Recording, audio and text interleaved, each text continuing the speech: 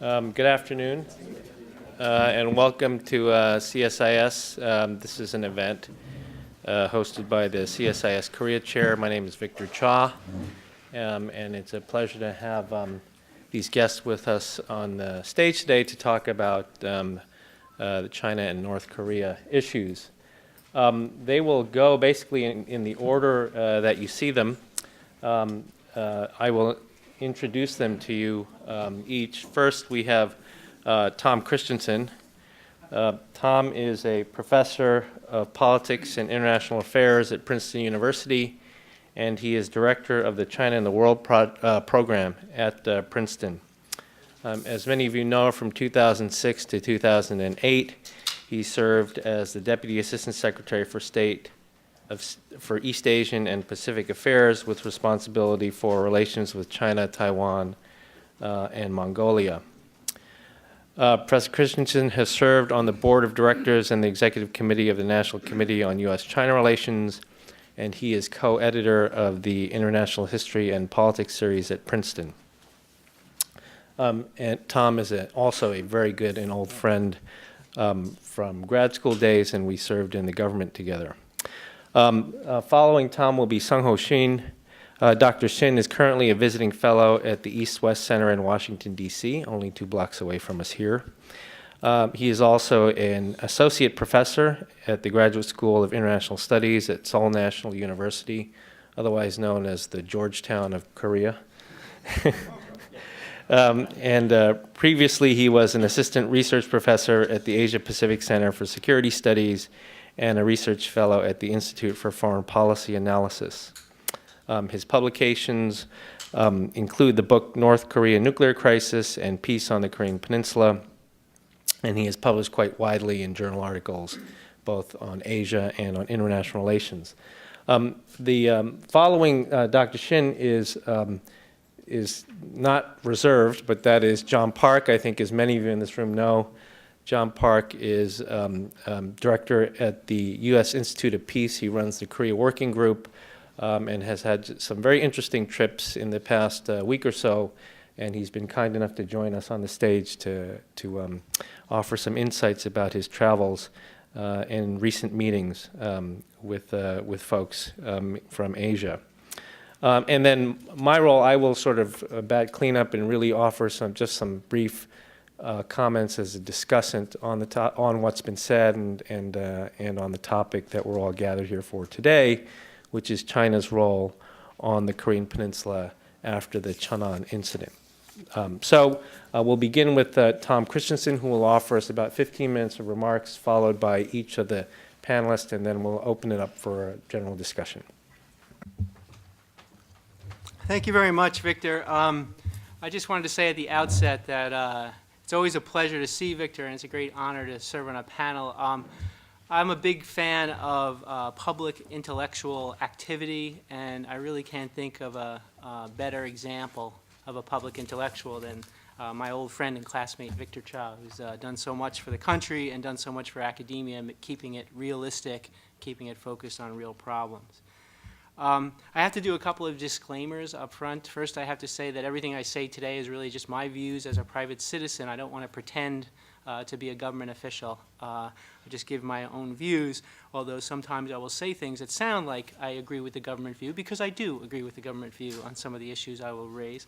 And the second disclaimer is, not being a government official, there may be things going on that I'm not aware of. So there may be more going on behind the scenes than I could possibly be aware of, and that means that maybe some of the things that I'm speaking about from publicly available information is not the complete story, and I just want to recognize that up front as well, but I'll do the best that I can under those circumstances. And the first thing I'll say that will sound like a government official, and I mean it, and that is to our Korean friends in the audience. I send my condolences for the loss of life for the sunken ship. And I think it's important that this isn't just an incident, it's not a political affair, that 46 sailors lost their lives, and it was a very brutal attack. And I think we should recognize it as such and not treat it as just some kind of political incident that occurred.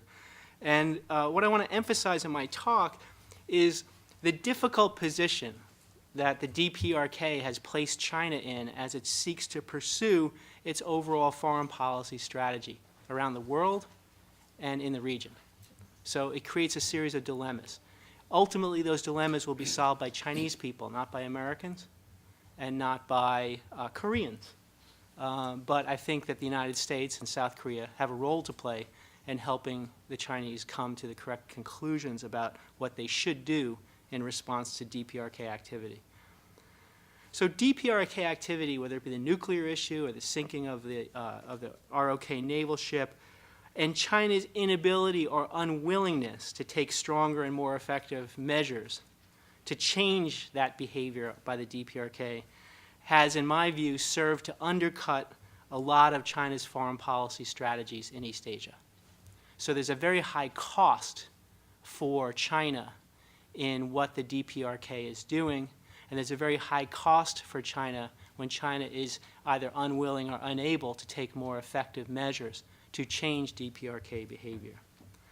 And as you know, since 2005, China has been urged to join the United States and the other great powers to help solve problems around the globe.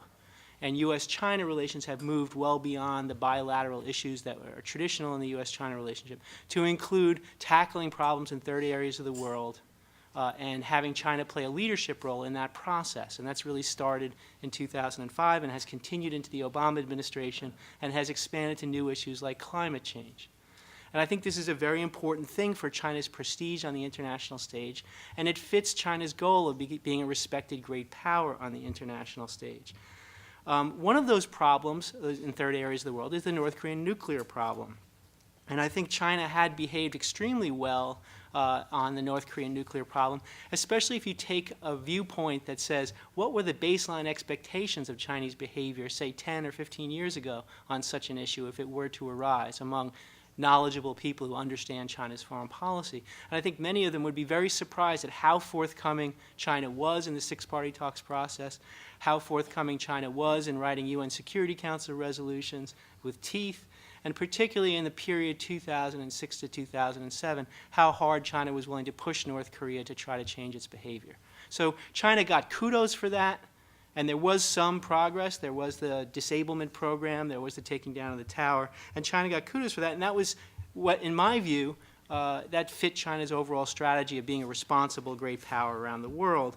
And I tried to outline in an article, I can't go through all the details, in July 2009 in Washington Quarterly, the various areas where I saw China behaving in a constructive manner in a way that experts wouldn't have predicted 10 or 15 years ago, in that period from 2005 to 2009, from North Korea to the Gulf of Aden.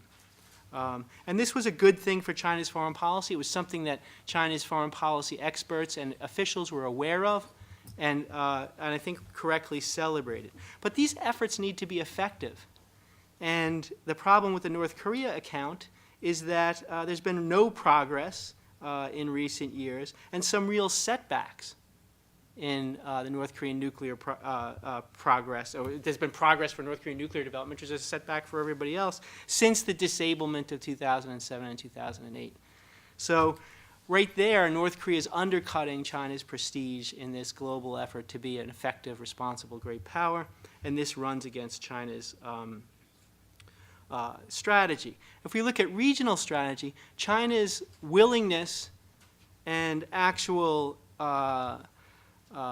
proactive measures to maintain solid economic relations with North Korea at a time in which the South Koreans are raising very strict sanctions under the leadership of President Lee. And I'll say as an aside, President Lee is a very impressive leader in my opinion and has really raised very good policies throughout the periods that I'm going to talk about.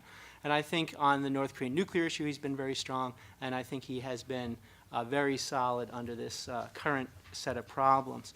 So President Lee has raised sanctions against the North and offered conditional economic support and interaction with the North if the North takes the proper actions on denuclearization. And under those circumstances, when China has growing economic relations with North Korea, there are many in South Korea who see this in a negative light, as either strategic on China's part, as cynical, as exploitative, and even, and I heard this in the fall of 2009 when I was in Seoul, colonial, imperial on the part of China. That China is moving into a vacuum in North Korea created by the appropriate policies of Seoul towards an intransigent North Korean regime.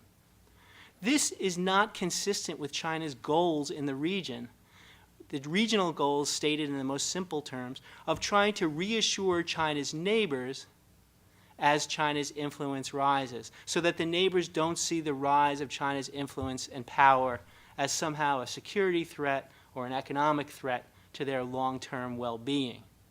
And China had actually made a lot of progress on this score in the period up till the late part of this decade, this past decade. And a lot of that progress in a place like Korea, and to somewhat of a lesser degree in a place like Japan, has been undercut by China's policies recently toward North Korea before the Cheonan incident, and especially after the Cheonan incident, when China has adopted a very careful, very cautious, and almost agnostic position on the findings of the 5 nations who researched the cause of the sinking of that ship. That leads to suspicions in a place like the ROK that undercuts the very impressive progress that Chinese diplomats had secured through very arduous efforts of reassuring South Korea, improving the economic relationship between South Korea and China, and improving the political relationship between South Korea and China over time. And I have a student who said to me, oh, this is good. It's good for the United States. It shores up the U.S.-ROK alliance. What could be better? And I reject this logic wholeheartedly. It is not good for the United States when South Korea and China don't get along. Our alliance with the ROK is strong enough and has a solid enough foundation that we don't need South Korea to have trouble with China in order to pursue our interests in South Korea. And in fact, it's arguably bad for the United States, as I outlined in an article in 2006 in International Security in a more complete way than I can here. It's bad for the United States to view these Chinese inroads in Southeast Asia and Northeast Asia as a zero-sum game, where China's gains diplomatically somehow come at the expense of the United States. So I think that that's a wrong way to look at it, and the best way to look at these problems is through the lens of mutual interests. And I raise this because there was a lot of literature in China itself in the early part of this year that said North Korea and Iran, those types of issues, they're really American issues. Our issues are issues like Taiwan and Tibet. And we should have some kind of mutual respect for the interests of the other side that involves a kind of horse trade. You respect our interests in Taiwan and Tibet. We'll respect your interests in North Korea and Iran. But if you're not going to respect our interests in Tibet and Taiwan, we're going to reduce our cooperation on North Korea. This is wrong-headed. It's intellectually wrong. I'm an academic, right? This isn't just a political statement. It's intellectually wrong-headed to view North Korean denuclearization as somehow an American issue and not a Chinese issue. And the way I always put this is that if the 6-party talks fail permanently and North Korea continues down its current path, there will be a lot of losers, including the United States. But there'll be no bigger loser than China. China will lose a lot. It will lose prestige for the reasons I laid out, because it can't control its intransigent ally. It will lose its leadership role in the 6-party talks multilateral framework that it helped create and led. It will show that China can't control its own backyard, even as it tries to be a more respected global power. There will be a negative ROK reaction, South Korean reaction, to the continued economic engagement of the DPRK by China that will undercut Chinese diplomacy in the ways that I laid out before. A nuclear North Korea with delivery systems will, all things being equal, be a stimulant for nuclearization of other countries. I'm not saying that Japan's going to go nuclear tomorrow. I understand there's a lot of domestic constraints, but it will be one factor that pulls in that direction. That's not in China's interest. But I think more important than that, and what is often missed in the discussion of Japanese reactions and other countries' reactions, is that Japan may develop a robust set of strike weapons. And I would just say, if I were a Japanese national security strategist advising my Japanese government, I would encourage Japan to develop conventionally tipped, accurate, high-speed strike weapons as a response to North Korean behavior. It's only logical. It's the best missile defense out there is to strike things before they're launched. Very difficult to pick them off in space or in the atmosphere. Does China want to see Japan develop those types of capabilities and break out of some of its traditional self-restraint? What about proliferation from North Korea? This is a very serious issue. And if you don't believe it, go back to September 2007 and look at the newspaper articles about things that occurred in Syria. That is something the world needs to take seriously. If North Korea continues down its current path, I would predict a much more robust set of proliferation security initiative efforts in the region involving the United States and its allies, with unpredictable reactions by North Korean ships and the North Korean government when its ships are stopped. Is that something that China wants to see? I would argue not. Right. And if we look at the Cheonan incident and the follow-on from that, I would predict very robust efforts by the United States and its allies in the region to significantly increase anti-submarine warfare capabilities in the region. Now, it's a North Korean, it's an initiative about North Korea. Is that something that China wants to see? So let me say, for all those reasons, because I don't see this as a zero-sum game, that I'm disappointed. I'm disappointed in the agnostic view of the Chinese government about what occurred, about the incredible caution that the Chinese government has shown, almost a fearfulness about doing anything that could change anything on the Korean Peninsula by taking a more proactive public stance. And I'm not alone in that disappointment, and I'll conclude with this. There has been a real internal debate in China on North Korea policy, and it has gone public. There have been academics who are influential who have not only said in conferences that China's policy on North Korea is problematic for China's own national security interests, they have published this. And basically, in a nutshell, what they're arguing is Beijing's caution and traditional conservative approach towards problems on the Korean Peninsula, given North Korean behavior, is allowing North Korea to drag China's name through the mud and harm China's overall diplomatic strategy. And at the end of the day, China's diplomatic strategy is going to be determined by Chinese elites and Chinese leaders, and it's going to be done for China's own national security interests. And my job here today is simply to say, I agree with that analysis, that the DPRK has been allowed to drag the PRC's name through the mud and to undercut some of the diplomatic gains that the PRC has made over the last 15 years in the region, in Northeast Asia and Southeast Asia, in a way that's bad for China, and because I don't see it as a zero-sum game, is bad for the United States as well. And I hope that those voices within China will someday become ascendant and win the domestic debates. And I'll stop there. I've spoken for too long, and I appreciate, again, the opportunity to speak to you today, and I appreciate greatly Victor's gracious invitation for me to be here. Thanks. Thanks, Tom. That was great. Dr. Shin. Thank you, Victor. Thank you for having me in this very interesting talk. And I'm humbled, surrounded by all this audience, but especially by these two great experts on China. Compared to them, I'm not expert on China in particular, but still probably I could add some few more points from probably Korean point or more in general. And after listening to what Professor Christensen said, I have to say mostly I agree with what he said about the China's dilemma in having this situation or Cheonan incident, but in more general, having to deal with the North Korea situation for such a long time. And yet the question remains then, why they China, despite all this negative repercussion, by this protecting or having this North Korean issue and this back burner all the time, why still at the end of the day, in this aftermath of, in the wake of Cheonan incident, for example, from the Korean perspective or from U.S. perspective, they still seems to, have a priority of protecting North Korea over cutting loose this problem.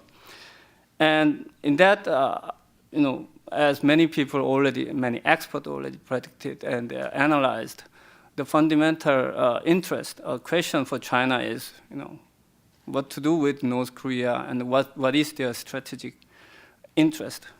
And in that sense, obviously, they still, for the China, most important interest in dealing with North Korea is stability and peace in the region. Stability within the North Korea, but in the more broader sense, stability and peace in the North Korean Peninsula and Northeast Asia, from their understanding. And I think the Cheonan incident really vindicated that the Chinese preference or priority in keeping the stability at no matter what cost. Even if North Korea tests nuclear twice, or shoot a long-range missile, or even supposedly at this moment sunken South Korean warship by brazen attack, still at the end of the day, when it comes to North Korean question, they so far made a strategic decision that they will go along with, if you will, traditional approach to this Korean Peninsula question, that North Korea is still, they see probably strategic asset rather than strategic liability. So for that matter, they made a decision that even in this case, still they will go such a long way to preserve their bilateral relationship with Pyongyang or Kim Jong Il regime. And the most dramatic case came when President Hu Jintao hosted Kim Jong Il right after. It was just within a week that after he met President Lee Myung-bak during the Shanghai Expo. And of course, in those during that summit with President Lee, President Hu Jintao delivers his condolences about this Cheonan incident. But just 5 days later, he hosted Kim Jong Il, welcomed Kim Jong Il in his Beijing with all, it's not just a state summit, regular state summit. Whenever the two leaders meet on each side, each country put up quite a show, right? And there was Kim Jong Il met with all members of China's Politburo, 9 members, and there was a delegation and many different kinds of state-level host and dinner, all kinds of welcome, and in which, by the way, the most remarkable thing to me was that Hu Jintao specifically proposed.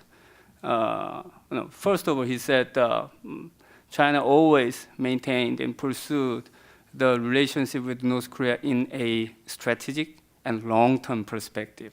What do you mean by strategic and long-term perspective? And then he went on to propose 5 specific proposal, right, to Kim Jong Il, that let's keep this very high-level strategic dialogue and strategic coordination. The number 2 item was that let's talk about on regular and timely manner about domestic and international policy of the two countries, which to me it goes against the Chinese long foreign policy tradition of non-intervention into, in fact, other countries' domestic affairs. But to the contrary to that tradition, President Hu Jintao himself proposed the strategic dialogue on domestic issues of each country. So, and they say also they have to strengthen the coordination in international affairs as well as regional affairs to maintain again the peace and stability. So I think this time China, despite all this concern or the repercussion with its bilateral relationship with South Korea or even with the United States or in general to the world, they eventually decide that the keeping a close bilateral ties with North Korea is important for their own strategic long-term interest, and that is keeping the stability within North Korean regime. And so that they want to have close, coordinated discussion about even probably the succession issue, for example. I think they were thinking about on that issue. Or from their perspective, by having this close tie with North Korea, rather, in a way, stabilize the situation in North Korea, or to mitigate hardline voices within the North Korea, so that North Korea would not go into another extreme measure. Maybe that's the Chinese calculation, whether we agree or not. But anyway, if that's the case, this again, Cheonan incident, show the China's long-term traditional policy vis-a-vis North Korea, or in its dealing with North Korea's nuclear weapon remains the same.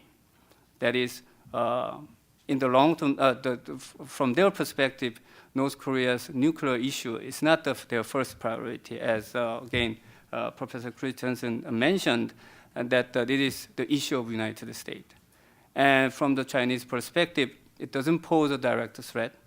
It doesn't create security dilemma in which South Korea or Japan could go nuclear. They don't see that in that way. Or North Korea's nuclear program is so, not at the moment, is so advanced, still very rudimentary. Somehow they believe they can handle it. And in a way that they have still some time to manage that situation. In the meantime, from their perspective, the important thing is how to manage the relationship with North Korea in such a stable manner so that North Korea wouldn't go even further extremist or more provocation against its neighbors, for example, South Korea or the United States. Maybe that is the strategic calculation going behind this Chinese leadership at the time of this Cheonan incident. So what does that lead to us? I think obviously this case showed, despite from the Seoul's perspective, obviously Seoul has a great interest and stake in deepening relations with China. Obviously, China is the #1 trading partner, and their bilateral exchange in every aspect is growing. And for that matter, in fact, I think China also sent a message that they cherish the bilateral relations with Seoul when the Premier Wen Jiabao visited Seoul just last week, and try to promote this bilateral or trilateral economic relationship with China, Korea, and Japan. Yet, still, from the South Korean perspective, when it comes to security matters, obviously this was the case that China, think the Chinese priority is within the North Korean, is a relationship with North Korea as opposed to with South Korea, and so it didn't really, send a good signal to South Korea. Although, and as we all know, there's a news report that right after the Kim Jong Il's visit, there was some kind of unpleasant, conversation between South Korean officials and the Chinese ambassador in Seoul. Of course, both sides played down those kind of aspects these days. But I think that this Cheonan incident, and of course, we still have to see how the China eventually will respond to this, United Nations Security Council measures. But so far, from the Seoul's perspective, the Chinese position was seen as a kind of very negative to what Seoul basically wishes for in dealing with North Korea. So maybe it could have even long-term implication between ROK and China relationship in the future. So maybe we could talk about then what to do about this handling with North Korea. And but for now, my the immediate conclusion is that first of all, yes, it's very good to see that U.S. and South Korea was in such a kind of on the united front in dealing with this so far. And I think Seoul has been very happy to that has full support from Washington in dealing with this issue. And I think this close coordination between Seoul and Washington should continue in dealing with both, not only North Korea, but in dealing with China as well. And in a way that these two countries should send a message to both traditionalists or hardliner both in Beijing and Pyongyang, that Pyongyang's continuing provocation is really the liability for China. So that China has to deal with it in one way or another in the long term. Yet at the same time, yes, sending a message to Pyongyang that there will be a price for such a kind of provocation. So that way, of course, eventually they have to come to the dialogue and engaging both Pyongyang and China in much more constructive and diplomatic way. But at this moment, I think these two countries should send a very clear and strong message to both Beijing and Pyongyang about the repercussion of such a kind of a provocation. Thank you.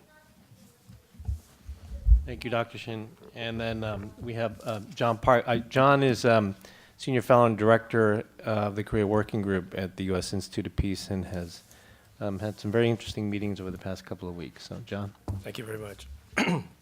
Well, first off, I'd like to mention that these are my personal views from these recent meetings with colleagues out in Asia. What I wanted to do today was express from the Chinese perspective, granted that there is a diversity of views and ongoing debate in China, what I would represent as 3 concerns and an opportunity. But before I do that, a quick note in terms of China's overall balanced Korean Peninsula approach. The more I hear Chinese officials and colleagues talk about the Chinese approach to dealing with the Korean Peninsula, the more I think of architecture, specifically from the angle of North Korea and South Korea policy being 2 pillars. So this notion of China dealing with the Korean Peninsula is one based, I think, on a careful reading of their history.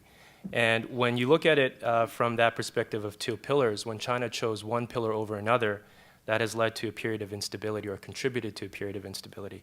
So this notion of a balanced Korean Peninsula approach, even as difficult and frustrating as it is to deal with North Korea, is seen as an important formula for the region. How much China can moderate or evolve in this approach in such a short period of time leaves a lot to discuss in other contexts. But going back to this notion of 3 concerns and an opportunity, I would start off with the first one, the concern being the implications of the Cheonan incident for U.S.-Chinese military-to-military relations. Cheonan, in certain respect, is a Pandora's box. It's opened up many issues, both in terms of the alliance U.S.-South Korea relationship as well as relations out in the region.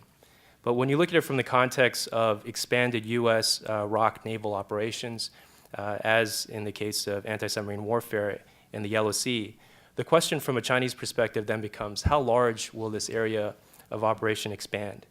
Related to that, how will the PLA view that expansion? Again, a diversity of views, an ongoing debate in China, and slowly more of these concerns are coming to the fore. A second that I would quickly highlight, as already mentioned, is the evolving Communist Party of China, Korea Workers' Party relationship. And that is a working relationship. I think it's important to emphasize working relationship rather than alliance. I think also there are many insights from Kim Jong Il's recent May visit to China. One way to describe it, I think, is a public praising of Kim Jong Il and what he's trying to do with the Kangsong-daegu, the strong and prosperous policies vis-a-vis opening up North Korea to all of these grand economic development achievements.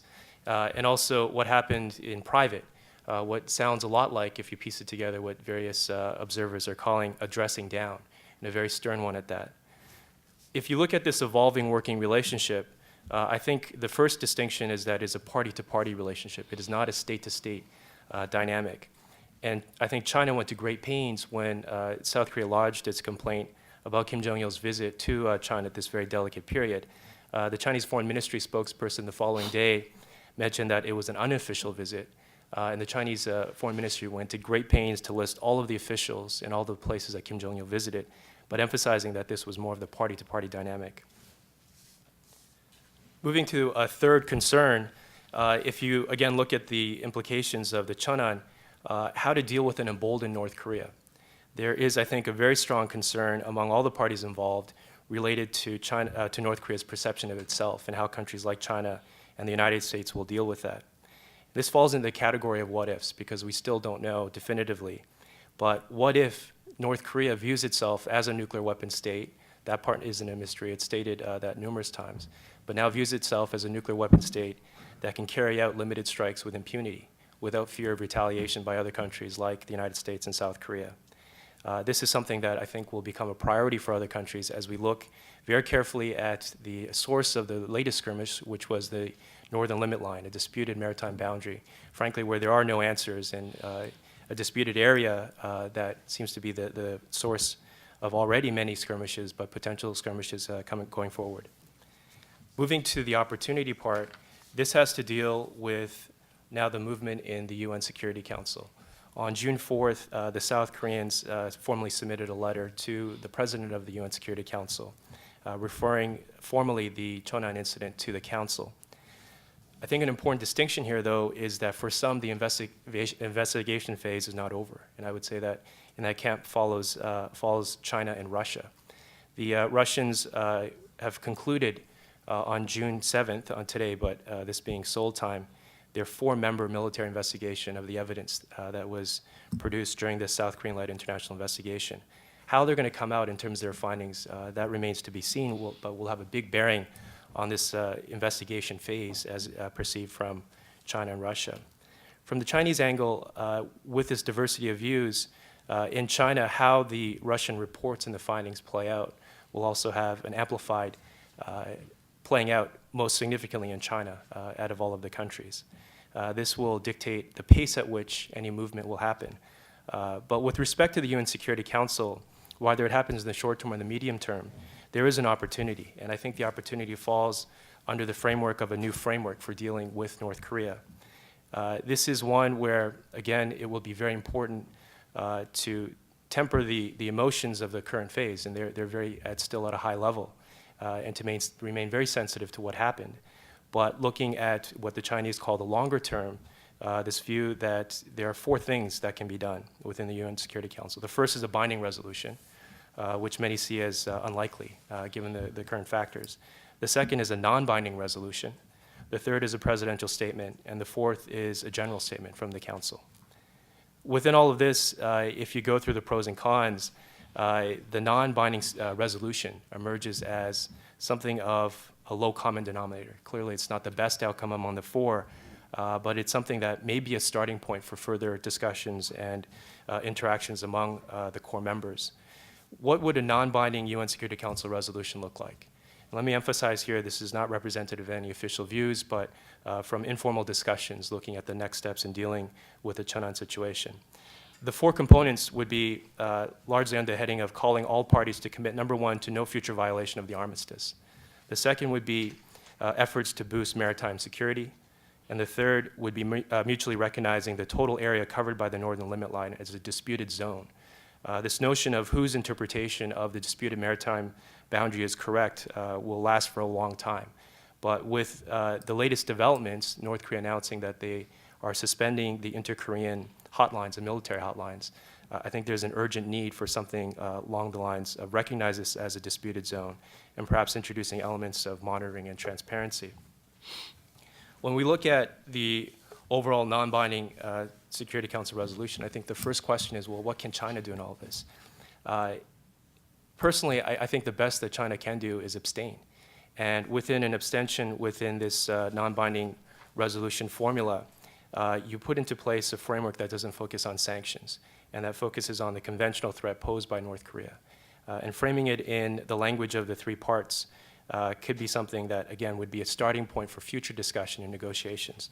I don't think this is a ready-made package, but hopefully a starting point that other parties can pick up on. Now, within this overall framework of a non-binding resolution, the caveat here is that it'll be very important to incorporate what happens with the other countries, specifically China and Russia, as they work to complete their investigation phase. And it does look like they are working towards completion, but it's following their own timeline.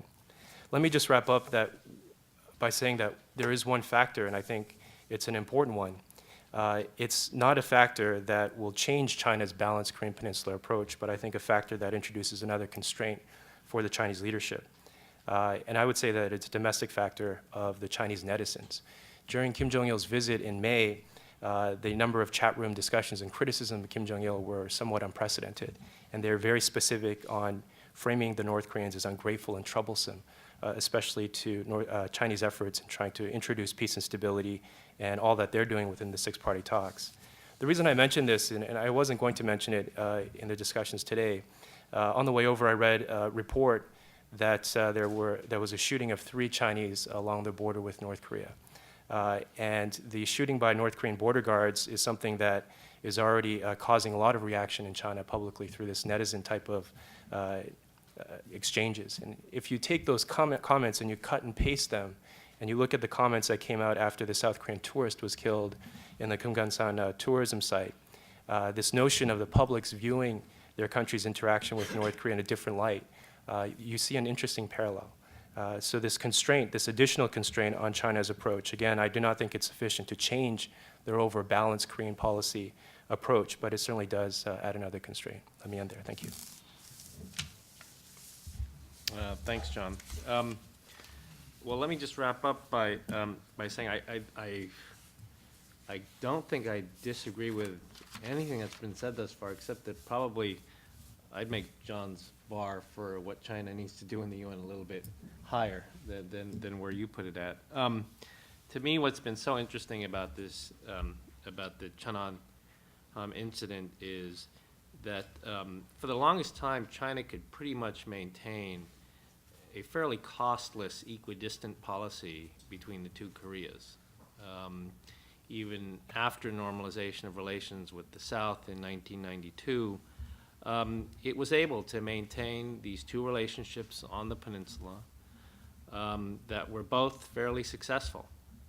The one in the north, based on historical ties, geostrategic buffer, potential mineral sources, and in the South, a real example of the ability to sort of separate politics from economics and maintain a very successful relationship, economically vibrant relationship, with really no cost in the trade-off between the two. It was an equidistant policy that was a positive-sum game all around for China. And even when the North did things, provocations, whether they were missile tests or nuclear tests, China was still able to pretty much maintain this separation of policies on the peninsula because 50% of the blame for North Korean bad behavior was placed on the United States and on previous U.S. administrations. And that really provided cover in many ways, I think, for China. And what is so interesting about the Cheonan incident is that they can't do that anymore. It's very difficult to blame the Obama administration for these North Korean provocations. And you have a South Korean administration that really is now trying to push China to make a choice, something that wasn't really there before. All of you are familiar with the stories about the interaction between President Lee and President Hu in Singapore, and 3 days later, President Hu welcoming Kim Jong Il without any forewarning to the South Koreans, which I think everybody knows really massively frustrated the ROK and the Blue House. But China then tried to adjust to that by putting forward at the last meeting, right, putting forward this idea of a free trade agreement with Korea. And I think while the Koreans are supportive of a free trade agreement, this was classically Chinese behavior in terms of trying to use the market as a way to sort of massage over any differences on politics or other issues with the South Koreans.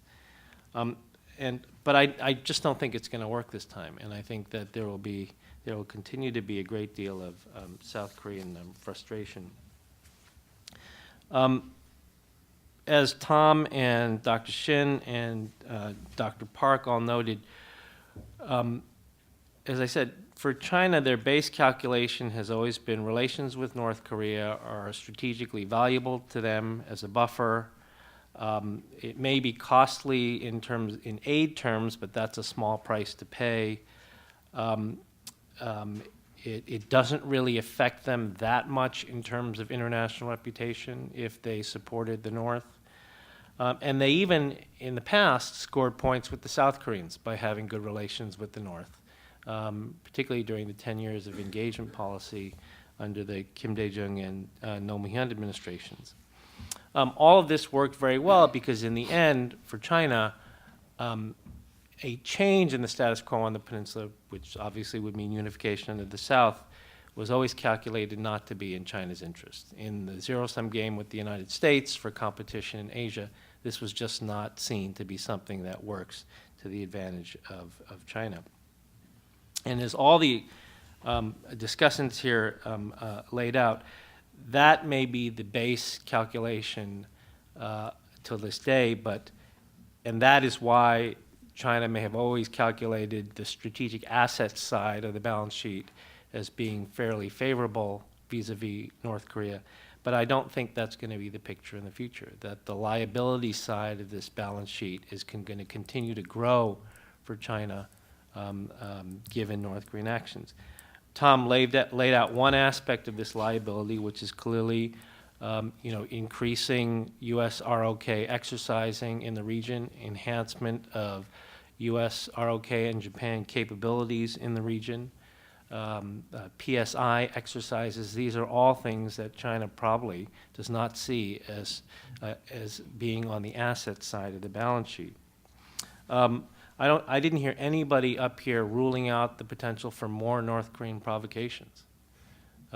This was, a conventional provocation, which in many ways is almost more serious in terms of escalation potential than another missile test. And nobody up here has ruled out the potential for more provocations, and I wouldn't rule that out either, which also I don't think operates to China's advantage. And finally, the argument has always been that, well, in the end, these are all important things, but we shouldn't be surprised because for the Chinese, they will maintain the regime for as long as they can in the North because of all these contracts that they have signed for getting into North Korean mines and the mineral resources that come out of the North. And while I can certainly understand why that's a short-term calculation, in the longer term, there must be somebody in China. I mean, we have China folks here. There must be somebody in China who must calculate that in the end, if they really want to have this long-term investment in mineral resources on the Korean Peninsula, then they better start talking to the South Koreans, because if and when the North no longer exists, those contracts that they signed with the North Koreans aren't going to be worth the paper that they were on unless they begin a discussion with the South Koreans. So it seems awfully short-sighted in terms of thinking. As we look ahead, I think John's point about Russia, we always say, well, what's Russia's role in all this? And everybody gives short shrift to Russia. Russia's role in the next few days and weeks is actually going to be quite crucial, because where they come out on this investigation will say very much whether China is going to be isolated among the P5 or they're not going to be isolated among the P5 in terms of a resolution. I think everybody was trying to read what they could into the decision by the Russians to send a delegation to review the investigation results. Some people said, well, they sent the delegation because they've already decided they're going to accept it. Other people said, well, no, we don't know for sure. We do know that the Chinese have rejected all offers to review the investigation results, even very high-level offers by senior administration officials, in addition to the actual joint investigative group itself that completed the investigations on May 20th. In the end, I think China's desire, at least their stated desire, is to get back to the six-party talks and to maintain peace and stability. To me, I think it's very hard to imagine that the United States or South Korea would accept that sort of outcome unless China, one, accepted the results of the investigation of the joint investigative team. Second, that they acknowledge that this act was a violation of the armistice. Third, that they do cooperate within the UN Security Council, whether it's along the lines that John described or something even more forceful.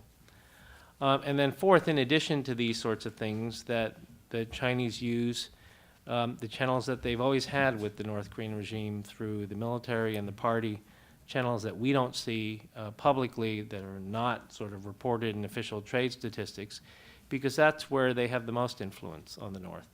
And they can convey a message, however they do, that further provocations of this nature are not going to be accepted, and that there are real costs to the DPRK for doing things that way. They can do this quietly, privately, don't look like they're being pressured by the United States or South Korea, and in the end, that would be more effective than anything that they could say publicly. And then maybe at that point, I think the opportunities for returning to six-party talks might be a little bit brighter. So with that as sort of our opening discussion, we will now open it to the floor. Just raise your hand and give us your name and your affiliation and who you would like to direct your question to. Ken, go ahead. I think we have a mic for you also. No. Over here, Ken Lieberthal in the front. Oh, I see.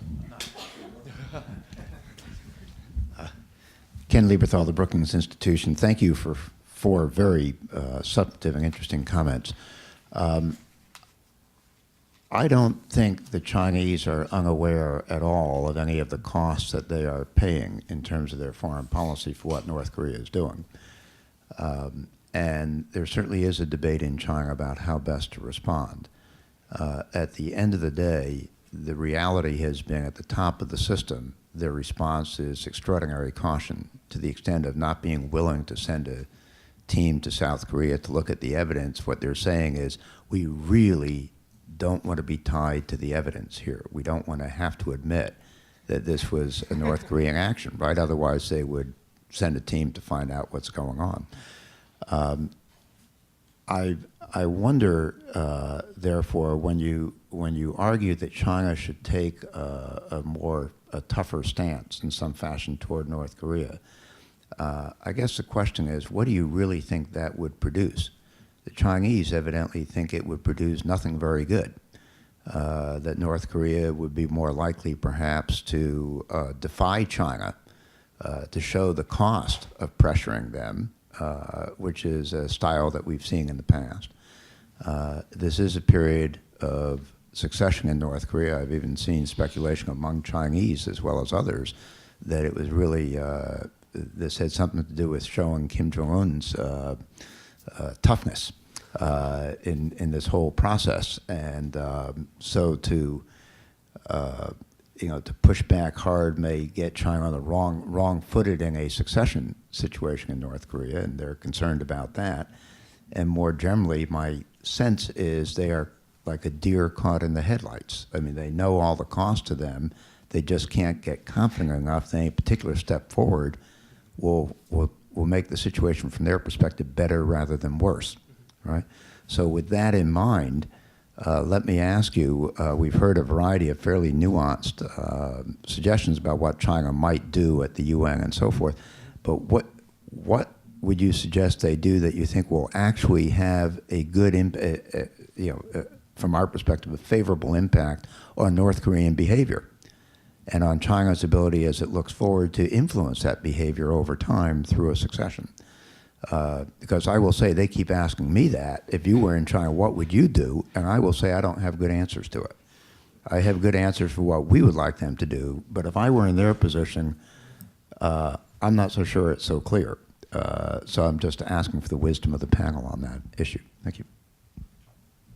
You want me to start? Well, thanks, Ken. I mean, you ask a great question. You should be up here with us, is my basic view. You have a lot of metaphors in your question, right? So on the one hand, they don't want to get off on the wrong foot. On the other hand, they're a deer caught in the headlights, right? Mm-hmm. Now, if you're a deer caught in the headlights, usually you're on the road, right? So you don't want to just stand there. So that's one thing I would say to my Chinese friends. If you're a deer caught in the headlights and you're petrified, move. Right? And getting off on the wrong foot, if this is in fact an effort to show the high degree of calcium in the backbone of the young leader, then wouldn't that be the absolutely worst foot to get off of on the Chinese side? To cave to a provocation and allow this young leader as his first move to destabilize the region, to create huge diplomatic costs for China and have China make no response. That's what I would say to my Chinese friends. That these people are costing you a lot. And you achieved a lot, and you deserve credit for achieving a lot. And in my case, I have it in print, so I can refer back and say, look, I said this years ago. I'm not saying this tactically to get you to do what the United States wants you to do. What you were doing in Northeast Asia to reassure your neighbors was good for everybody. No, I'm sorry, you aren't quite answering my question. Okay. Which was, if the Chinese take a step, Mhm. right, you define a step. Right. What is the favorable North Korean response that they could have? In other words, can they take a step and anticipate that will actually move the North Okay. Koreans somehow in the right Yeah, I think the answer to that is yes, based on recent experience, right? And fortunately, Victor testified on the Hill after he left the government, so I can refer to it, that China really did get tough with North Korea in the 06-07 period, and it produced results. The Chinese claim they don't like sanctions. That's not really true. The Chinese just don't like to use them often, all right? And they know that they can pressure people that depend on them when it's the appropriate time to do so. And I ask an intellectual question of my students and my colleagues in academia. Imagine it was a Chinese ship. Would the argument be we can't destabilize the North if they sank a Chinese ship?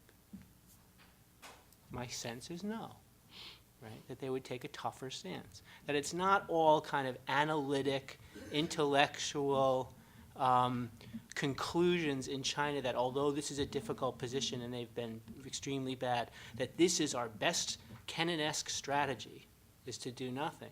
I think it's more like your metaphor that they're extremely nervous and they feel like they're caught like a deer in the headlights. That's not the strategy, that's not the foreign policy of a leader. That's not the foreign policy of a confident regional power. And I think China should be a confident regional power. And I think it can be a confident regional power. And I think it has been a confident regional power. And it has recently allowed North Korea to undercut that position. And that doesn't necessarily need to last. I'm not entirely pessimistic that Chinese policy could change because I've seen it change in the past. I'm not saying it will. I'm not making point predictions.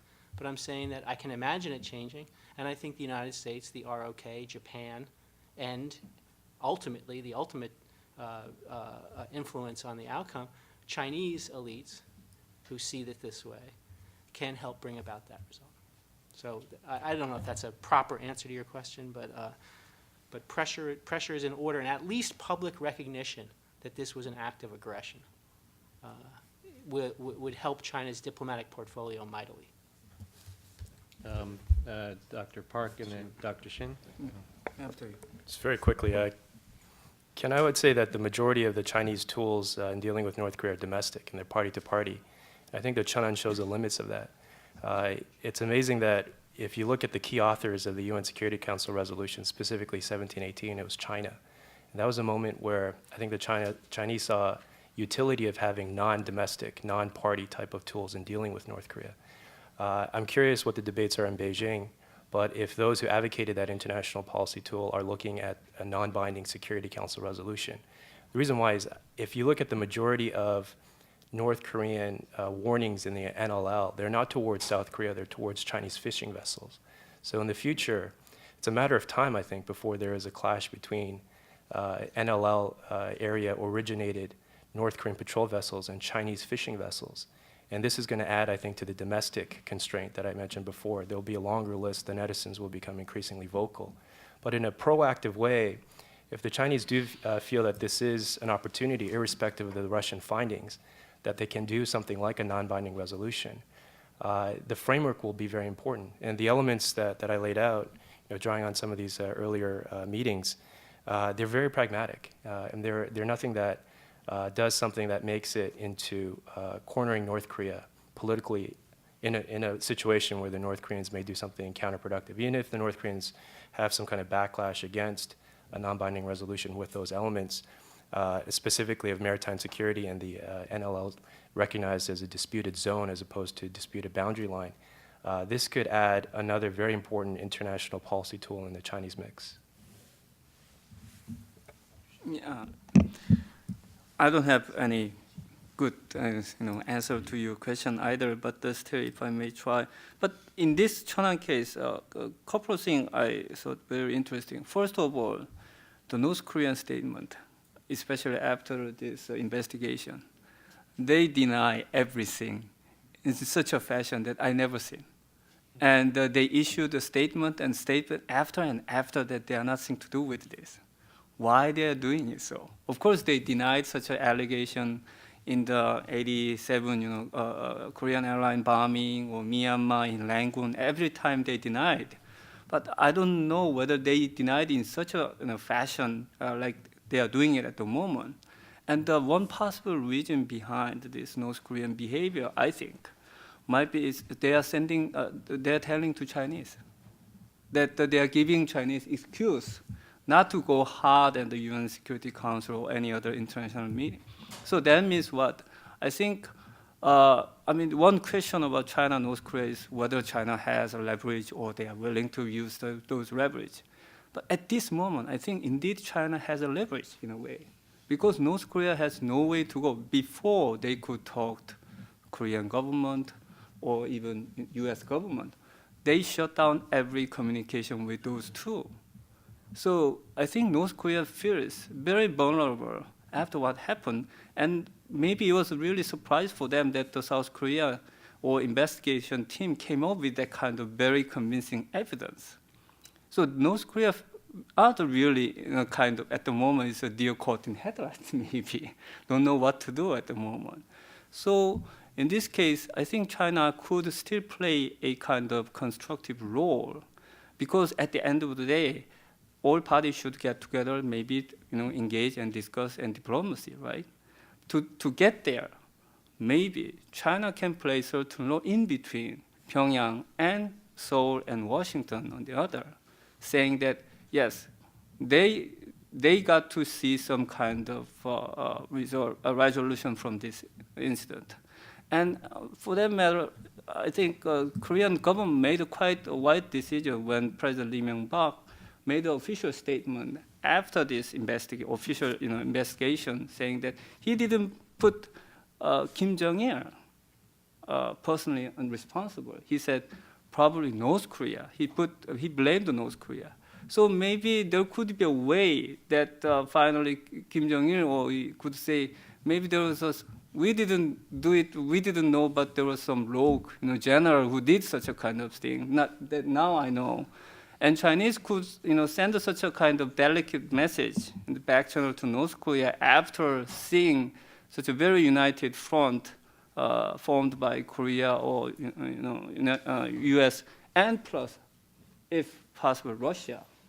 If they come up with a very convincing conclusion, then China could deliver such a message to Pyongyang, say that you got to resolve this issue.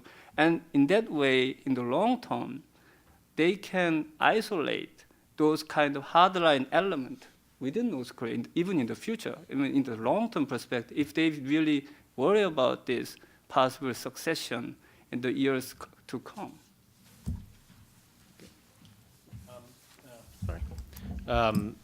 Karin had a question, and then Belvin Huang.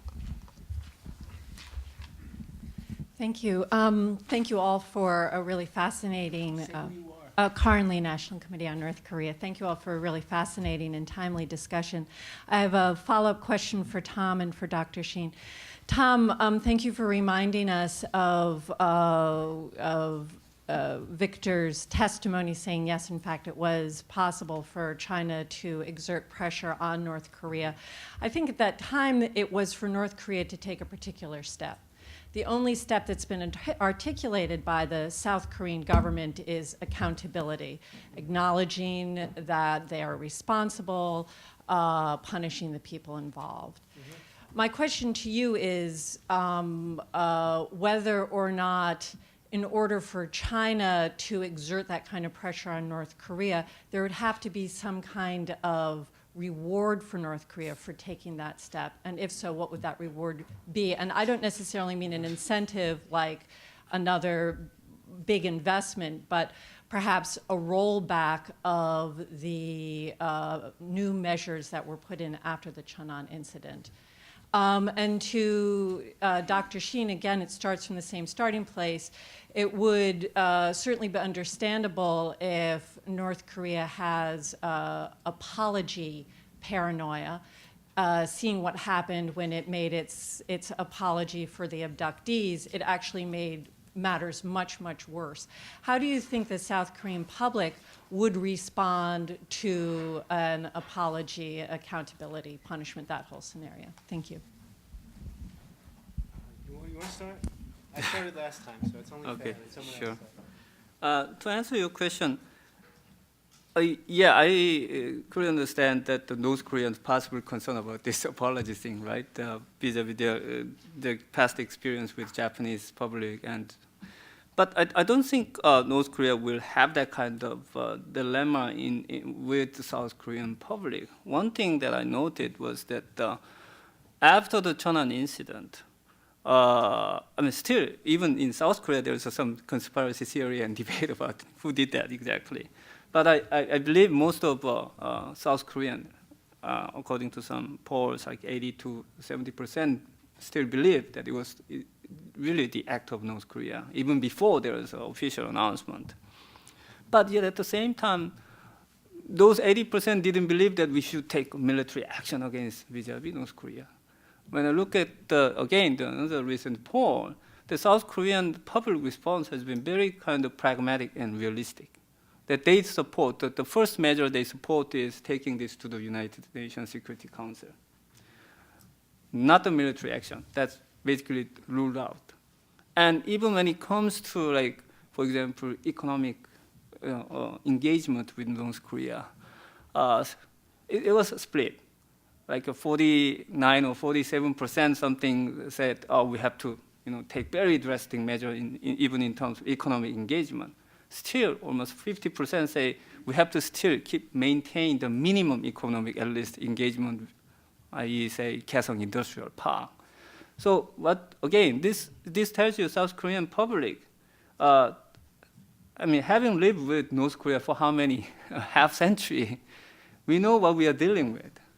And we know that there couldn't be 100% satisfying solution in any case.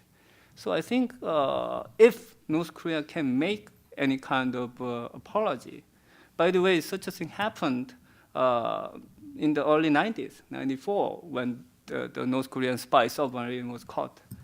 And then there was exchange and reconciliation.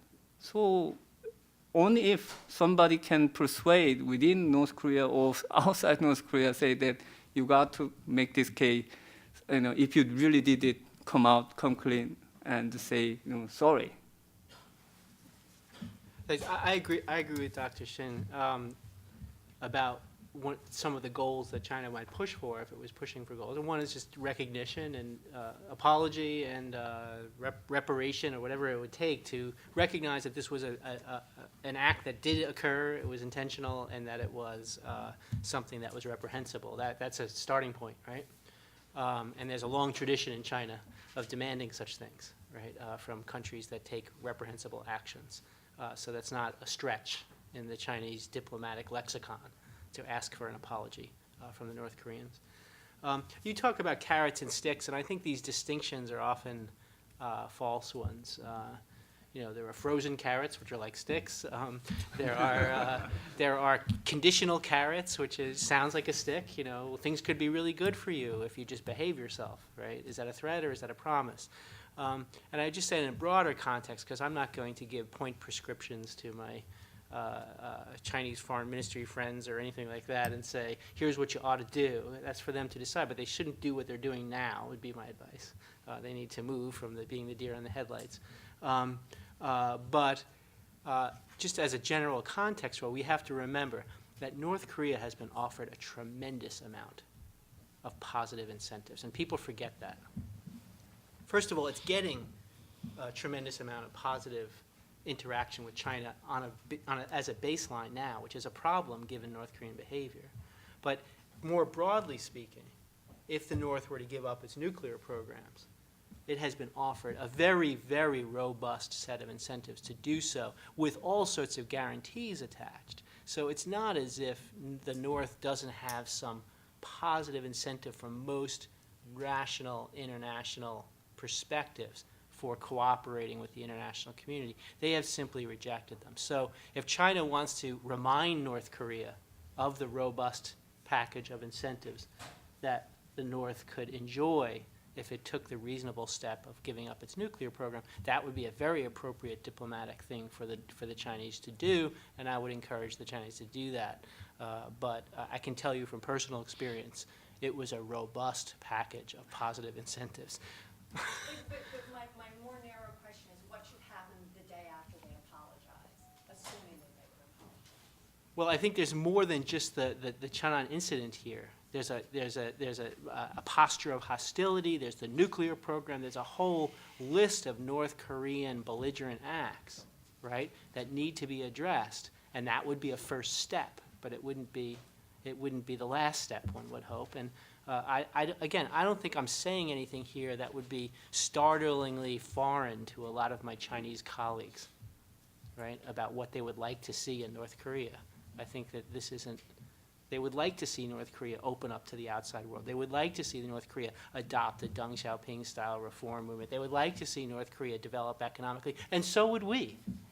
Right? And I'll just finish by saying I congratulate you on your work, because I'm on the board, along with some members here of the audience, of the National Committee on U.S.-China Relations, which was started at a time when the PRC was not exactly the most popular country in the United States.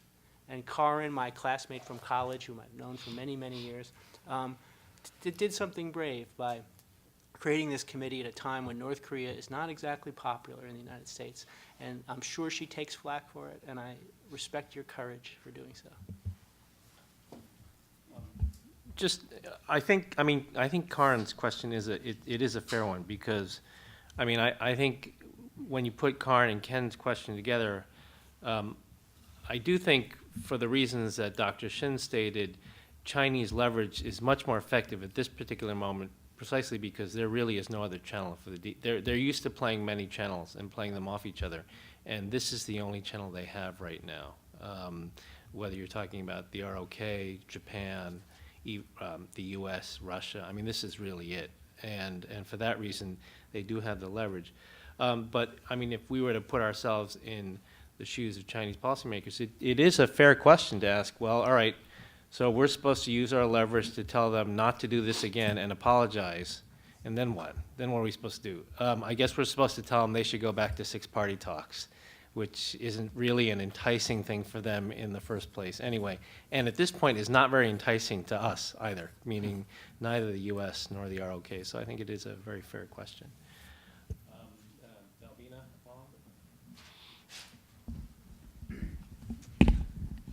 Balbina Huang, I teach at National Defense University. Thanks very much for all the presentations.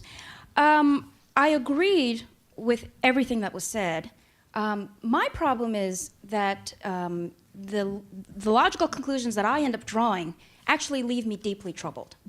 And the reason is that, you all did an excellent job sort of outlining essentially what the problems are, right?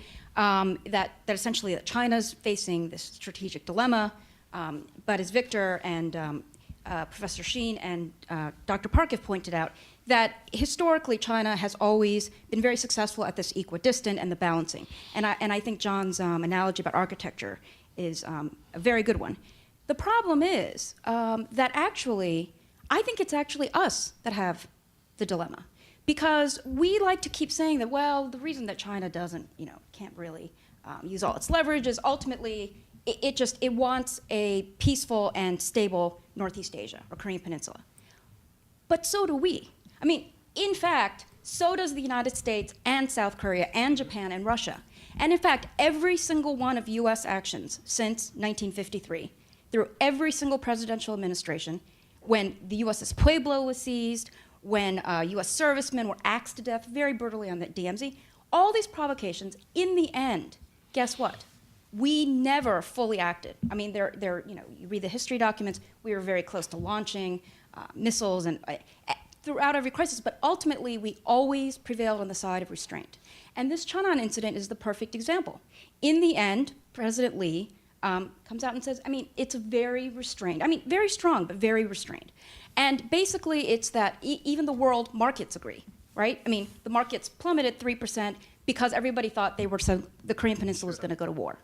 So the point is that I think we actually should sort of acknowledge that the United States and South Korea, despite even the changes from conservative to progressive leadership, we all actually agree with China that ultimately it is peace and stability in the peninsula. The problem seems to be that we can't really agree on the tactics. And North Korean provocations, the real problem is not even so much the provocations, it's the regional reaction to the provocation. Meaning that when the reactions among the region are not unified, and they never have been, that's always creates the problems for us. And so we end up having to try to manage our tensions with China or Japan or South Korea between the allies. And so the only one that benefits is North Korea, right? So I'm just sort of left saying, I don't know where we go from here. And I do think the important thing, though, is that we have to sort of stop saying, oh, well, but China will eventually turn around once it figures out that its interests really are, and now it faces this fork in the crossroads, and once China realizes that the costs outweigh maintaining this peace and stability. By the way, the balancing the South Korea and North Korea, the U.S. I think actually has played that role very, very much so too. I mean, arguably the U.S.-Korea alliance throughout the decades was very much about preventing. In the early decades, it was about shoring up South Korean power to a parity with North Korea. But it also played a role sort of preventing South Korea from attacking the North or engaging in some kind of war. So I think the United States is complicit in maintaining the two pillars. And Russia and Japan to some extent as well. I was patting him on the back because it's consistent with the book manuscript that he wrote, what you said about the U.S. role and the Korean Peninsula.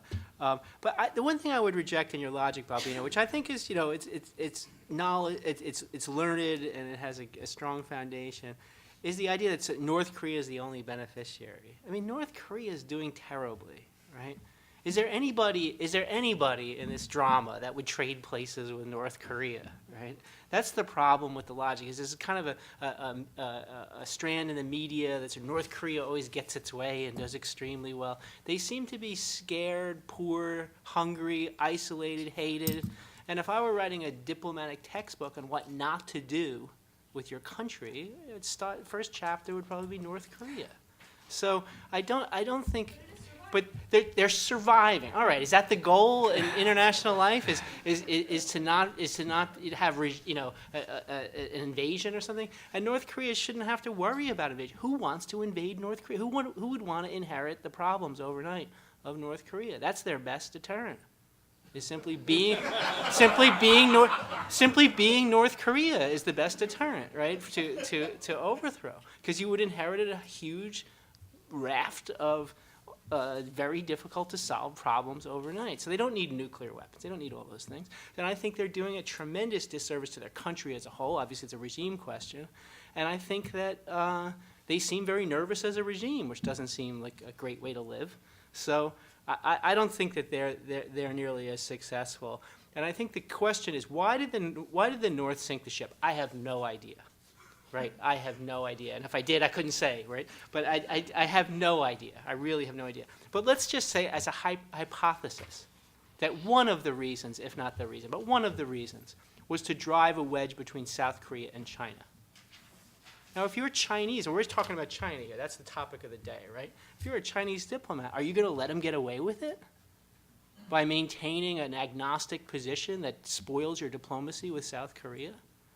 Or are you going to say, I'm not going to let them get away with it, and I'm going to do a jiu-jitsu move, and I'm going to line up with South Korea and show solidarity with the civilized countries of the world against this attack? And that's what I would encourage my Chinese colleagues to do. And I think that's beneficial not only for the countries in question that would be taking the act, it's beneficial for North Korea as a nation, forget the regime, over the long run, because if North Korea as a nation takes the right steps, as I said earlier to Karin's excellent question, it will benefit greatly. And everybody means it. Everybody wishes North Korea well. Let me add one question, one thing that, yeah, I mean, I tend to agree with you. We don't have that many good options in dealing with North Korea so far. And yes, you are right. The regime has survived. More specifically, Kim Jong Il regime has survived. It's not yet. I totally agree with Professor Christensen.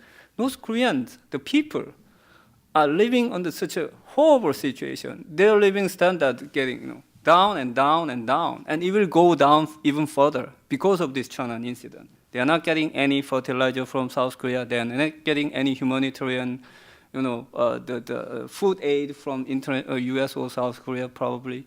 They are not getting any other small, even amount of trade, bilateral trade with South Korea. But yes, so far Kim Jong Il survived. But I think the critical question is that not in the future, maybe. They are also facing critical decision, maybe in 5 or 10 years down the road, if, and many people assume that Kim Jong Il passed away for natural cause because of his sickness. Then there's not only North Korea, but China and South Korea. We all face critical question what to do with that succession process. But one thing that still we could try is, and I think Chinese are trying at the moment that is exactly like that, to send a message to whoever who will succeed Kim Jong Il, whether his younger son or his brother-in-law or the group of this leadership, whoever succeeds Kim Jong Il regime, to send a message that if you continue with this kind of provocation, your country will go down further and further. Your economic and all kinds of situations will even get worse. So only way that you turn around those situations is that you act in normal way, in the legitimate way. So I think this is a very important time for all of us in the region to send that clear message to North Korean leadership, whoever they will listen to it. In the more, not only on this Cheonan instance, but in the more long-term perspective.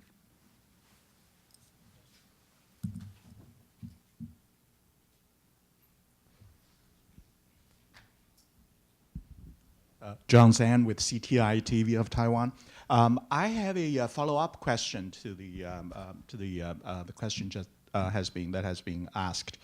It is that while I quite agree with all your presentations, I'm troubled by one issue, and that is every time North Korea does something,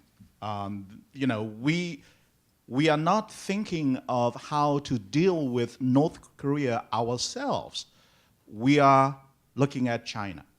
It's like if a little kid becomes naughty, you don't deal with the kid. You talk to the friendly neighbor of the kid, and you say, hey, being an uncle, what are you going to do about the kid?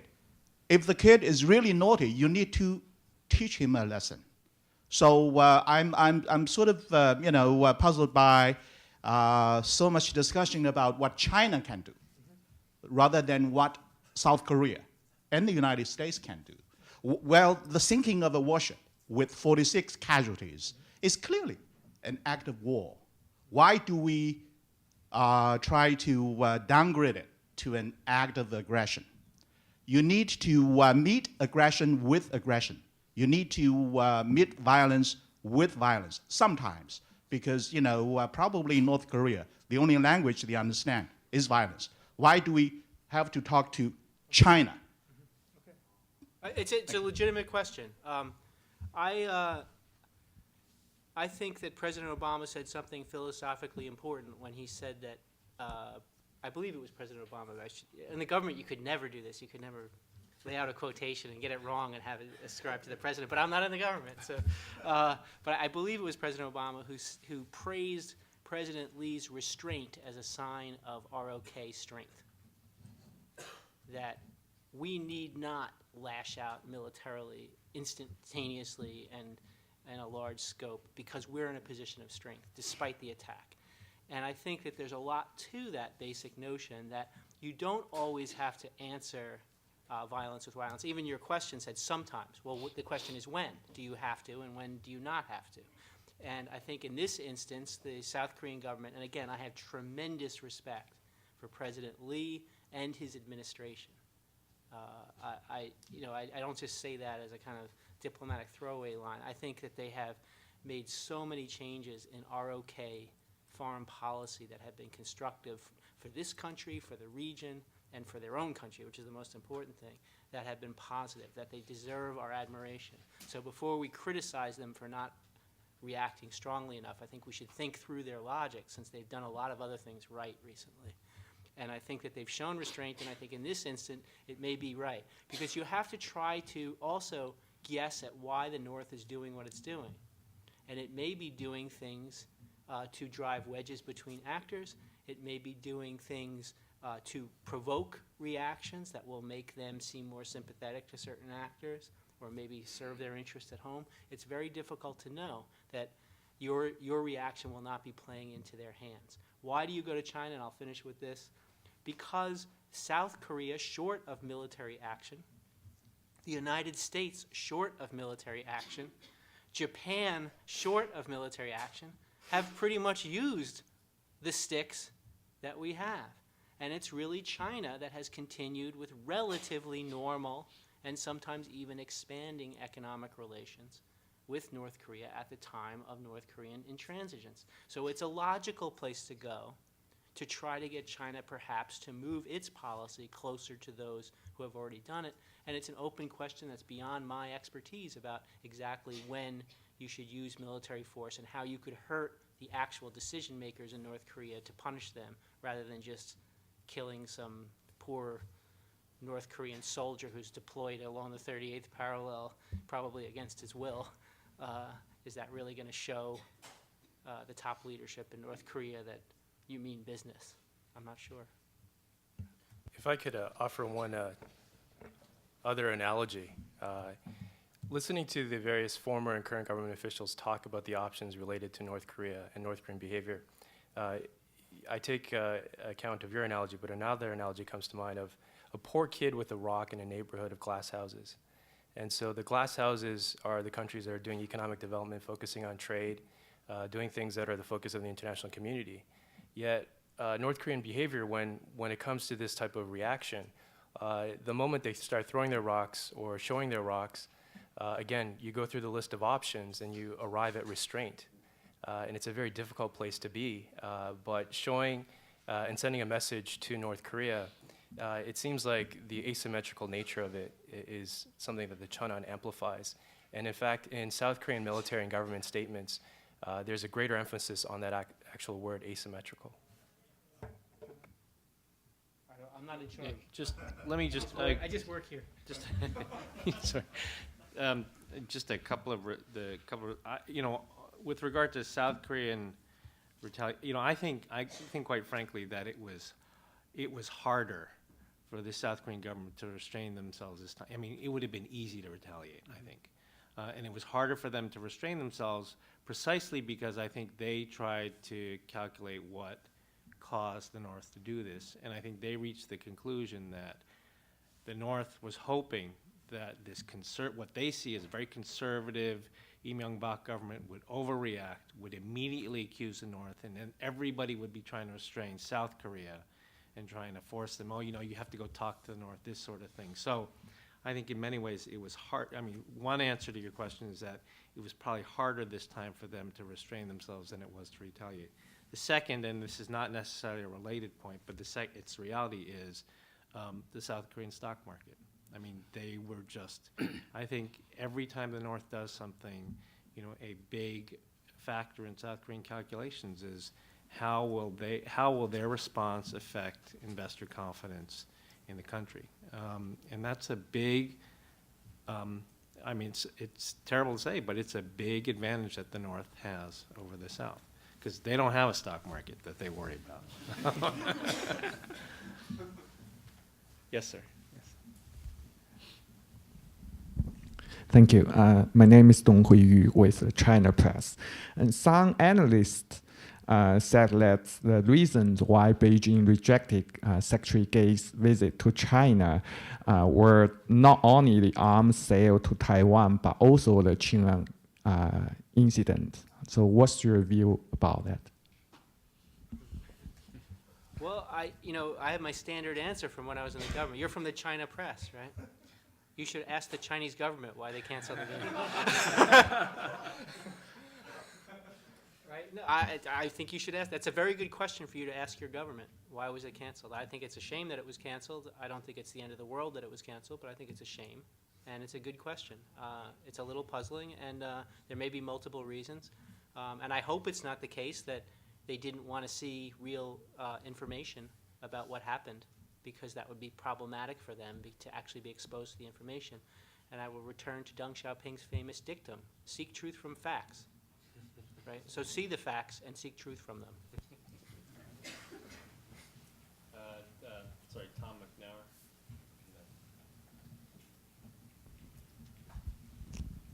Actually, this last question prompts me to ask this. You know, today we have a conference on the U.S., China, and Korea. And tomorrow, maybe in this same room, Bonnie Glaser will have a conference on the U.S., China, and Taiwan. Mostly different people. And it's as if the conversations are on different planets very often. That's the first question, I think, that has linked Taiwan and the Cheonan incident at all. You can't completely, I mean, I can understand incentives to delink these two potential crises, but you can't completely do it because it involves the U.S. and China. And right now, you know, you'd have to say the U.S.-China relationship isn't as warm as it might have been, or one might have expected 18 months ago. And part of that's due to Taiwan arms sales. So I'm wondering, you know, Tom, maybe you take yourself back to when you were in government. These are linked somehow in the way you deal with China and in an overall strategy. Can you talk about linkages? I don't think these issues should be linked, first of all. And I think that sometimes when they are linked, they're not linked in the ways that people think. I supported the arms sales to Taiwan from the Obama administration. I think it was wise policy. And I think that particularly given the moderate nature of the government in Taiwan and its moderate policy towards the mainland, that right-thinking Chinese analysts will understand that arms sales to Taiwan under current conditions are actually a way to bolster the long-term improvement of cross-strait relations in two ways. One is it gives the top leadership in Taiwan the psychological confidence to negotiate real agreements from a position of strength. And second, it gives those leaders the domestic wherewithal to say that they're taking care of Taiwan's security as they negotiate, and therefore are not sacrificing Taiwan's security in the process of reaching these agreements. And I think there are people on the mainland who understand that, but they can't publish it. Right? And that's a problem. And I think it's a really long stretch to say that the Taiwan arms sales somehow support Taiwan independence.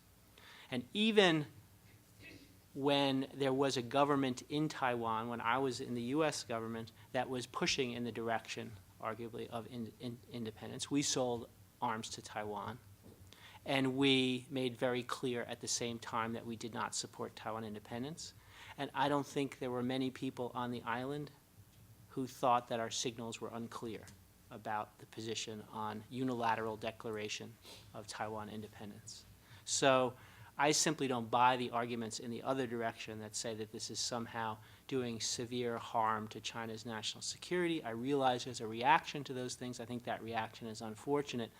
But to return to the point in my talk, this argument that it's somehow a quid pro quo between the U.S. national interest in Korea and the PRC national interest on cross-strait relations and on U.S. arms sales misses the point that it is a core national interest of China to have this Korea thing go better than it has been going. Right? And I don't like the term core national interest anyway when I talk about U.S.-China relations. The term I like is mutual interest, and we have a lot of them, and we need to pursue those mutual interests much more effectively and robustly than we have in the past.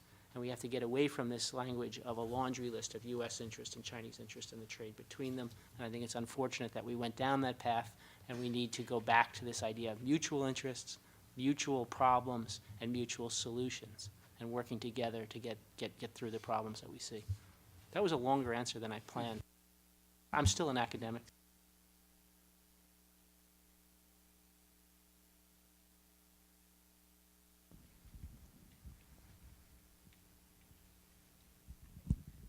Hi, I'm Ching-Yi Zhang with Phoenix TV of Hong Kong.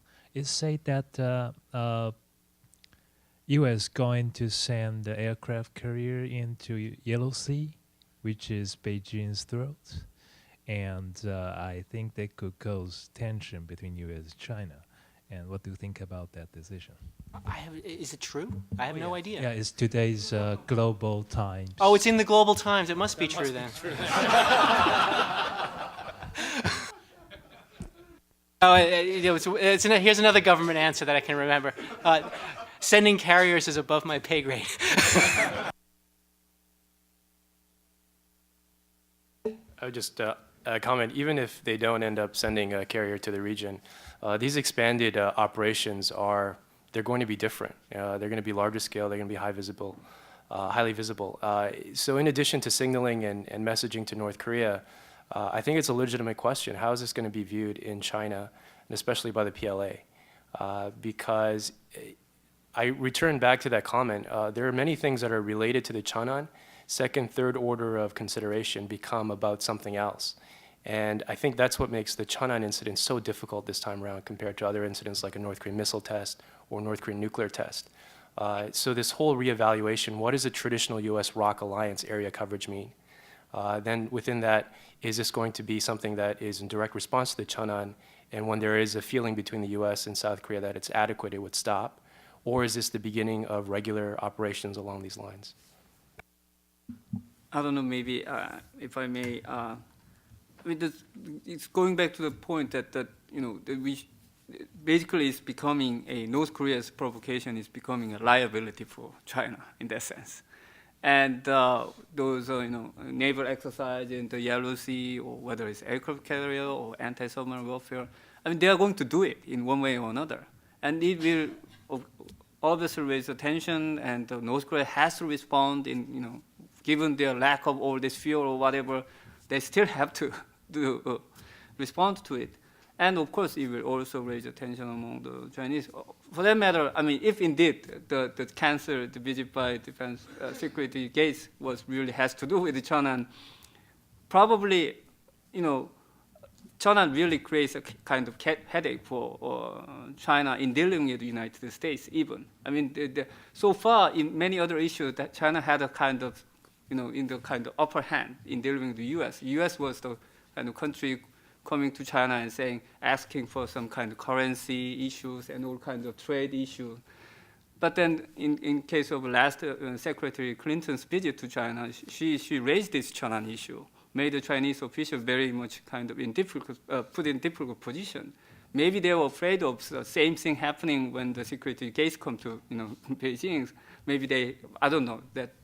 So point is here again that the Cheonan and this North Korean provocation is becoming a kind of dilemma or strategic liability even for China.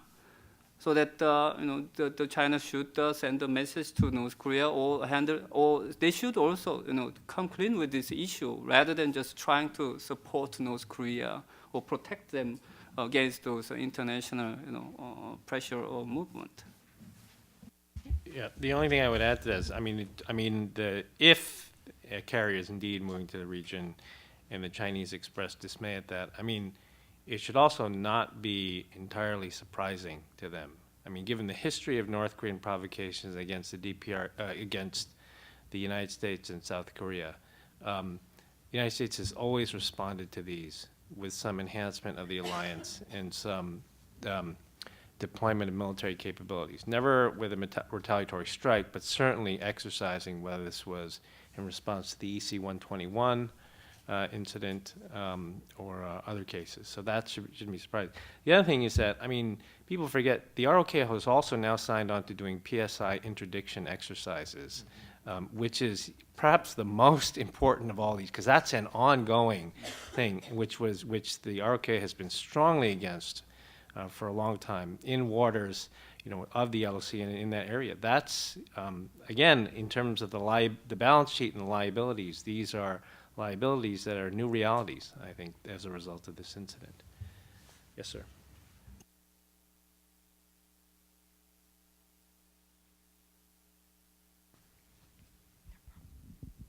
Thank you. Sean Tannen, I'm a journalist with AFP. I just wanted to, basically the same question, but flipping it around a little bit. This incident, I mean, how much could it actually affect U.S.-China relations? I mean, some have thought that U.S.-China relations have been, relatively smooth. You had the Taiwan arms sales, you had the Dalai Lama coming here, but, the two countries got over it more or less, unscathed. And you had, there's a lot of relief in the U.S. that China seems to be going along with sanctions against Iran. North Korea, could this take on a life of its own? Could this become something that could become more of an impediment to relations between the U.S. and China? You can look at it as an impediment, potential impediment, and certainly any important issue could always be a potential impediment, but I'm a constitutional optimist. And I think it's a real potential opportunity for collaboration between two countries that have a lot of mutual interests in solving this problem. It did serve that purpose in 06, 07. We worked extremely closely with the Chinese. We publicly and often, as Victor will remember, congratulated the Chinese for their constructive efforts in the six-party talks process. Even when those efforts didn't work, we did it, because it was true that the Chinese government was doing constructive things and taking a leadership role. So I see these problems, whether it be the Gulf of Aden, North Korea, Iran, as potential opportunities for U.S.-China cooperation, and I wish that more of my Chinese colleagues would see it the same way. It becomes an impediment not so much because China is going to take away something from the United States that the United States needs in a kind of zero-sum way. It becomes an impediment because China's conservative, traditional response prevents effective international efforts to solve the problem, not necessarily in a malicious way, not because China wants to prevent an international solution to the problem, but perhaps out of China's indecision, China's concern about alternative scenarios, as Ken laid out. So it's not necessarily a question of maliciousness. It can be a question of simple inaction that prevents a solution. And if you take it in that light, it becomes much less contentious issue in U.S.-China relations and a much more solid opportunity to build a consensus and build cooperation, which I think is what diplomacy between Beijing and Washington should be all about. Just very quickly, in contrast, I'm an inherent pessimist, and within my work, I look at conflict prevention, and it's always about taking the worst case scenario and trying to prevent that from happening. The thing that I observe right now is that, like Victor said, it's not a surprise. Whenever something like this happens, there is a boosting of conventional capabilities and exercise of some kind. But what seems to be different right now is that, from what I gather, the PLA reaction to these announcements of enhanced activities, it's the type of activity that they're concerned about. The Qingdao Naval Base for the PLA Navy is basically where their sub base is. And if you have expanded anti-submarine exercises, even those that are focused on North Korea, those capabilities are, radiate outward. These are sonar buoys that are going to be very loud. And so things that are focused on North Korea have an indirect impact on other things. And for groups inside North Korea, groups inside China, who want to use these activities for whatever pre-existing notion that they had, suddenly there's evidence. Whether that's objectively correct or not, I don't think for them that's necessarily consideration. But how these facts and pieces of evidence of expanded capabilities are going to be used and constructed for different types of arguments, I'm very concerned about that. Thanks. And this will be our last question right here. My name is Kazuhiko Kusano, and I'm a correspondent from Japan's newspaper Mainichi Shimbun. Mr. Christensen said that China has a strategic dilemma on North Korean policy, but I think U.S. has the same problem because as long as U.S. keep their strategic patience, the North Korea will take more provocative action. So my question is, how long do you think will or should the U.S. keep the strategic patient policy on North Korea? Thanks. I've always wondered what this means, strategic patience. It means you don't know what to do. Yeah.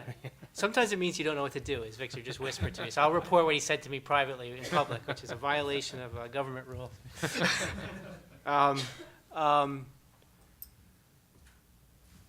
Look at U.S. policy towards North Korea. We don't have diplomatic relations. We don't have any trade. We don't have any investment. We keep a lot of diplomatic pressure on North Korea, right? We have all those policies in place. I don't think, if you did a kind of political science coding of policies, that the first word that would pop to mind for U.S. North Korean policy is patient, right? The question is, and it gets back to the earlier question, which is an excellent one, is how should you respond to such a thing? Should you attack North Korea with military force? If that's what you mean by patience, that you forego the use of military force, then yes, the U.S. policy is patient. If what you mean by patience is you tolerate everything North Korea does and you give them lots of rewards, I don't see that happening now.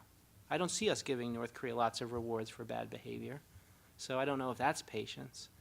And if it means not appearing overly eager to restart the six-party talks, is that patience? I'm not sure. So maybe I should ask, I'll do the unfair thing that academics do, and I'll ask you what you mean by U.S. strategic patience, and then I'll give you an answer about whether I think it should continue.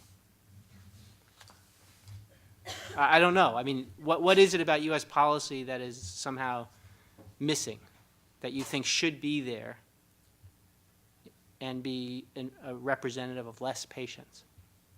And I'm not sure. If it's military action, then we can talk about the pluses and minuses of military action.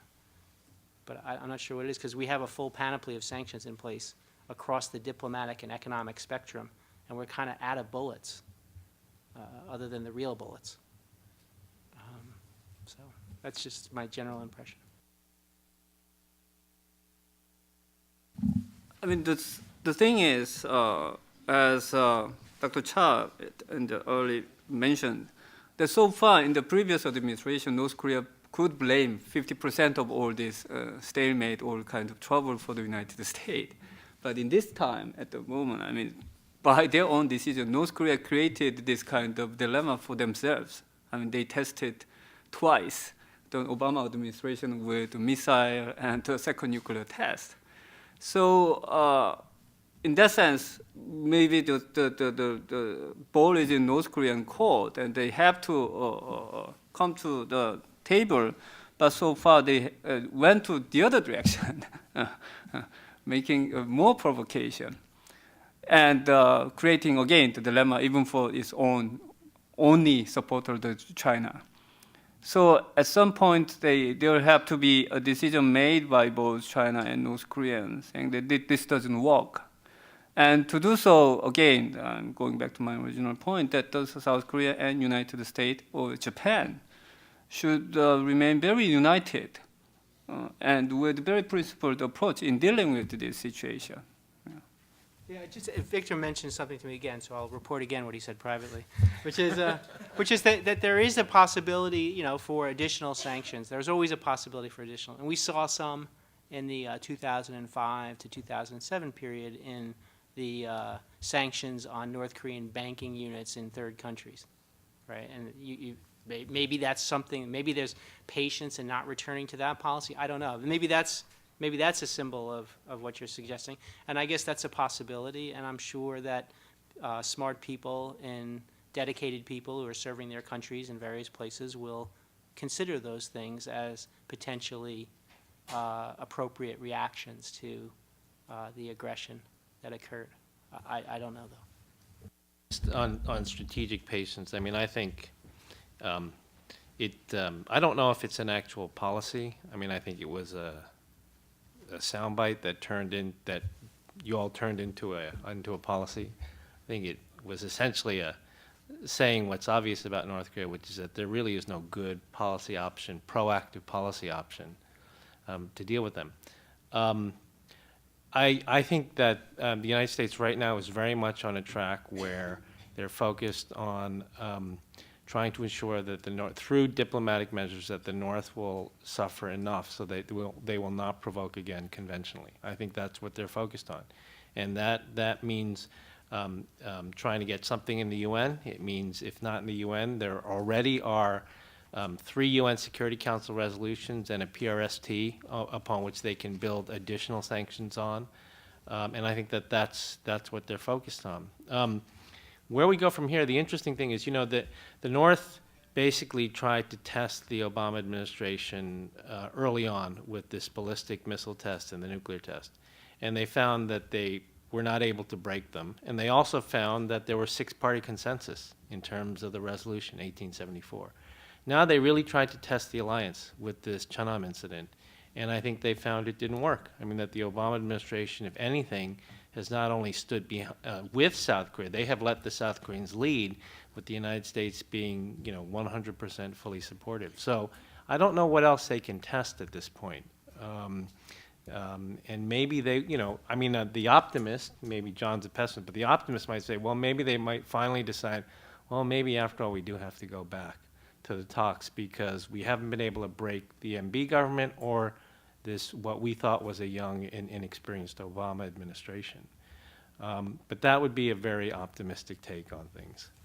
John, I'll give you the last word. Just very quickly,